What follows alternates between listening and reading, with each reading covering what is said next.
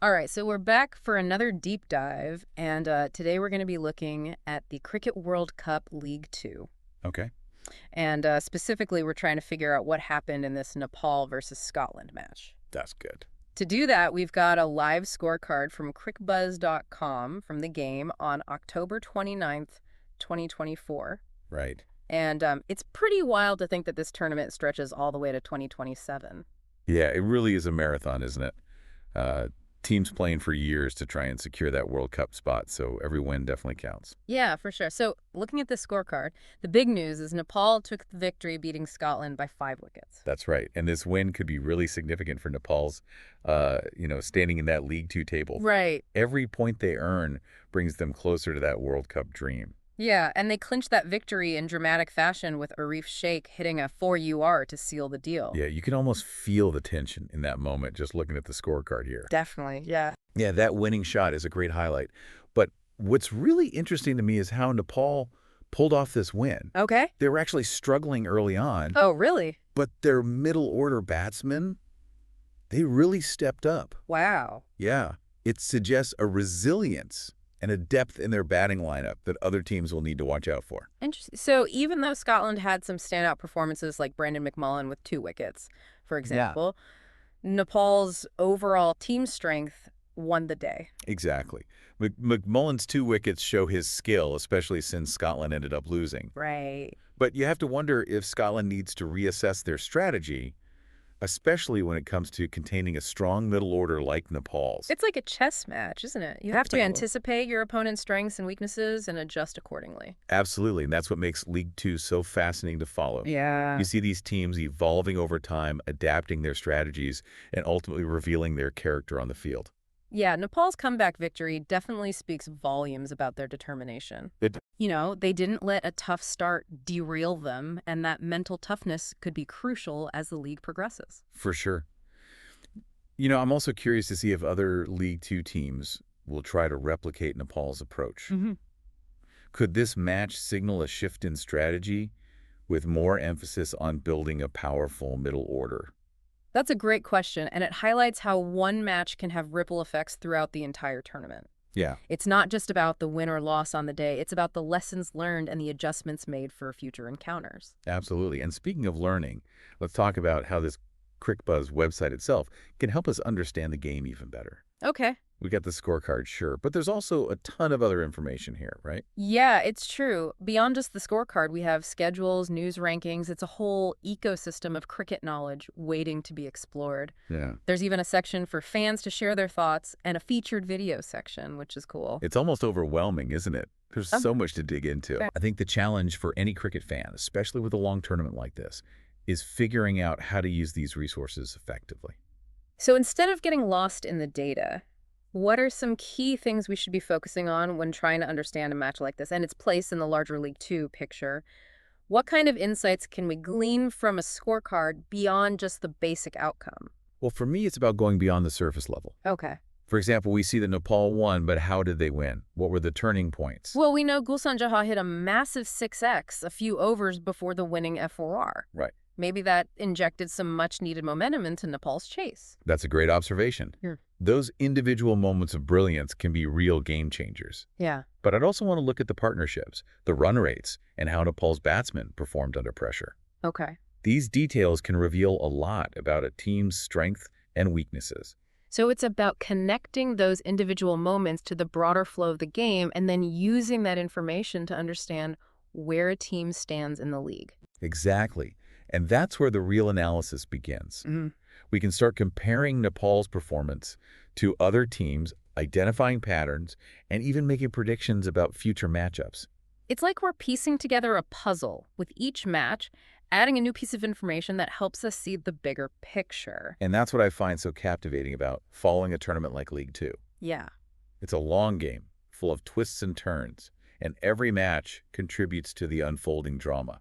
I'm already feeling more invested in League Two just from analyzing this one scorecard. But before we get too carried away, I think it's time to take a closer look at Nepal's victory and what it might mean for the rest of the tournament. Okay, let's do it. Let's rewind a bit and think about this from Nepal's perspective. Okay. If we were coaching their team, What would this scorecard tell us? That's a great point. It's easy to get caught up in the excitement of the win, Right. but there are always strategic takeaways. Exactly, for Nepal. One key takeaway has to be the importance of that middle order batting. Yeah. They didn't have the strongest start, right, but they were able to recover and chase down a challenging total set by Scotland. Yeah. That's a sign of a team with depth and the ability to adapt under pressure. You mentioned McMullen taking those 2 wickets for Scotland. Yeah. Does the scorecard tell us anything about how he bowled against Nepal's middle order? It does. It looks like McMullen bowled a tight line and length, Okay. making it difficult for the Nepali batsman to score freely. Hmm. He was clearly a threat, but even his best efforts couldn't stop Nepal's momentum once they got going. So it's not just about individual brilliance, but also how a team performs as a unit. Right. Nepal might not have had a single player who dominated the scorecard, but their collective effort proved decisive. I think that's a crucial insight in a long tournament like League Two. Mm-hmm. Consistency and teamwork are often more important than relying on 1 or 2 star players. This makes me wonder how Scotland might respond in their next match. Yeah. Do you think they'll try to target Nepal's top order more aggressively? Or focus on strengthening their own middle order batting to counter that strength? Those are the kind of strategic questions that coaches and analysts will be pondering. Yeah. And that's what makes following League Two so engaging. It's like a constant game of adjustment and adaptation with each team trying to outmaneuver the other. We've talked a lot about Nepal's win, Right. but what about Scotland? What can they learn from this loss? What stands out to you from their perspective? Well, despite the loss, Scotland showed they could put up a fight. Yeah. They set a decent total and took some early wickets, putting pressure on Nepal. Uh-huh. The question is, can they maintain that intensity throughout the entire match? Maybe they need to find a way to break those crucial partnerships that Nepal built in the middle order. Yeah, Or perhaps they need to be more adaptable when their initial strategy isn't working. absolutely. And that adaptability comes from analyzing not just your own performance, Right. but also your opponent's strengths and weaknesses. Yeah. It's about recognizing patterns, identifying vulnerabilities, and adjusting your game plan accordingly. So even though this match is over, the analysis and the learning never really stop. It doesn't. Each game provides valuable data that can inform future strategies and ultimately determine a team's trajectory in the tournament. And that's why we can't just focus on the final score. Right. We have to delve deeper, look at the individual performances, Yeah. the turning points, and the strategic decisions that shaped the outcome. Okay. Only then can we truly appreciate the complexities of a game like cricket. It's like we're detectives piecing together clues Yeah. to understand not just what happened, but why it happened. Right. And those insights can be incredibly valuable, whether you're a fan, a coach, or even a player. For sure. You know, it's interesting to think about how this one match fits into the larger narrative of League Two. Okay. We're still in the early stages of the tournament, Right? and every result has the potential to shift the balance of power. We've seen Nepal make a statement with this win. Yeah. But can they maintain that momentum? Right. And how will other teams respond to their emerging threat? These are the kinds of questions that keep me coming back for more. That's the beauty of a long tournament like this. Yeah. It unfolds gradually, revealing surprises and storylines along the way. Uh-huh.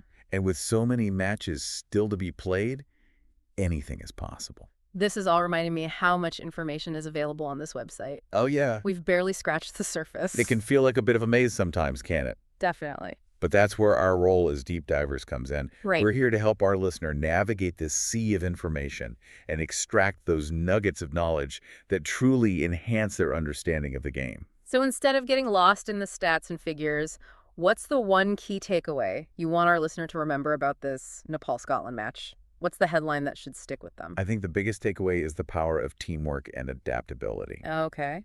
Nepal showed that even when facing a strong opponent, they could overcome adversity and find a way to win. Yeah. And that's a valuable lesson, not just in cricket, but in life as well. I love that. It's a reminder that sometimes the most inspiring victories come from those who are willing to dig deep, adapt to changing circumstances, and never give up on their goals. And that's a story worth telling, isn't it? Absolutely. Yeah. So as we wrap up our deep dive into this particular match, Yeah. let's shift our focus to the broader implications for League Two. Okay. What does this result mean for Nepal's chances of World Cup qualification? And how might it impact the strategies of other teams moving forward? I feel like we're watching a really intriguing story unfold. Yeah. We've got this underdog team, Nepal, showing They've got the talent and the grit to challenge the more established teams in the league. For sure. What do you think their chances are? I'm always hesitant to make predictions this early in the tournament. Yeah. But I will say Nepal has definitely put themselves on the map with this performance. Okay. They've shown they can handle pressure, adapt their strategy, and most importantly, win against a tough opponent like Scotland. You mentioned earlier that other teams might try to emulate Nepal's approach, focusing on building a strong middle order. Yeah. Do you think that could become a trend in League Two? It's certainly possible. Teams are always looking for an edge. Yeah. And if they see a strategy working for another team, Right. they're likely to study it and try to incorporate elements into their own game plan. Uh-huh. That's part of what makes sports so dynamic. Yeah. There's this constant evolution of tactics and techniques as teams try to stay ahead of the curve. It's like a game of chess, but on a global scale, with each team representing a different style of play, a different approach to the game. It really is. And as fans, we get to witness this grand experiment unfold over the course of the tournament. Exactly. And that's why I always encourage fans to go beyond just cheering for their favorite team. Okay. Try to understand the nuances of the game, the strategic decisions being made, and the individual battles taking place within the larger context of the match. There's so much depth to explore. And the more you understand, the more rewarding the experience becomes. You've given us a lot to think about today. We have. From Nepal's impressive victory to the strategic implications for the rest of the league. Yeah. It's been a fascinating deep dive into this world of cricket. It has. We've only just scratched the surface. I know, right? Imagine taking this same analytical approach to every match in League Two. Oh, wow. You'd start to see patterns emerge, rivalries develop, and underdog stories unfold in ways you never expected.